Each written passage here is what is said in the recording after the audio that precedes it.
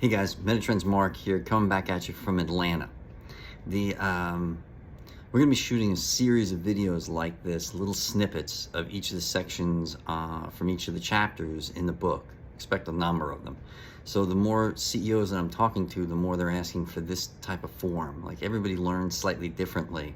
So videos might be the answer to get you your information. If not, you're welcome to buy a copy of the book. We'll also be bringing it out on Audible and electronic media format. So right now I've just been presenting to a series of CEOs here in Atlanta. So I want to talk to you about some of the things that they asked about. So the idea behind this is that if we understand how the mind works, why we evolved to be the way we are, well, then we can predict human behavior better. So this next statement, or the next section, is called the biological arms race. So human evolution is the original revenge of the nerds. This is a quote from Steven Pinker's book, How the Mind Works, on page 187. So although harsh, and one of the things you have to keep in mind here is that although harsh, the food chain is a sort of arms race. And frankly, one of the things we have to teach here is that sometimes human beings believe beautiful lies. One of which is that nature is nice, or nature is better than the human world, and that's not really the case. So what we need to do is recognize you need to risk being offended in order to understand how the world really works and be able to predict human behavior better. So Gad Saad is famous for saying that evolutionary psychology is an equal opportunity offender. So although harsh, the food chain is a sort of arms race. Each species thrives at the expense of other species. The majority of all tasty morsels have one thing in common. They are all part of an organism that would rather not be eaten. The exception being fruit, as it wants to be eaten so that its seeds can travel through your intestinal tract and become automatically fertilized and dispersed. For example, vegetables evolved to be bitter and sometimes poisonous, as they do not have seeds that are spreadable by animals. Humans would then evolve a filtration system, such as kidneys and a liver, in order to overcome the defenses of the vegetables, as well as an external stomach commonly referred to as fire.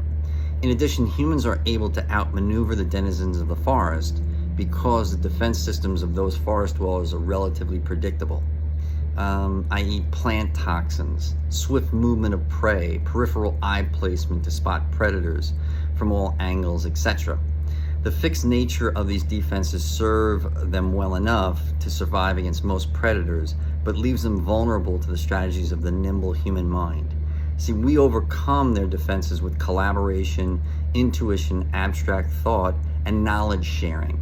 According to anthropologists John Tooby and Ivan DeVore, further, we are the only animal capable of dealing death from far away. So, for example, throwing stones, spears, or arrows, which is a nearly unbeatable tactic in the wild when combined with numbers and coordination. See, hunter-gatherer societies still exist today, and yet they astonish anthropologists with a dizzying array of intuitive theories, strategies, and general knowledge, all about aspects of their environment, their vast body of environmental knowledge, including awareness of poisons, edible and medicinal flora and fauna, as well as a deep understanding of the behavior of local predators and prey, makes them masters of their treacherous world. Knowledge of rudimentary science and medicine are necessary in their mental toolkit as they thrive in the wild. Their sophisticated minds are perfectly capable of learning and understanding things as advanced as calculus, just as our Pleistocene ancestors were. Although the cognitiveness is just one strategy of evolution, it combined with collaboration enabled humans to dominate every environment on planet Earth. So thank you for watching. If you like these, please hit subscribe. If you don't like them, please put comments down there and tell us how we can do these things better. So I'm doing these videos a little differently. I can't bring my tripod on, nor my the normal work that I can do in my studio, but I'm capable of shooting hundreds of these type of videos, which is going to be required in order to get all the information that's in the next book, How to End America's War with Itself, to you. And if you read between the lines, you can actually learn how to sell more stuff to more people. So stay tuned and please subscribe. See you in the next one.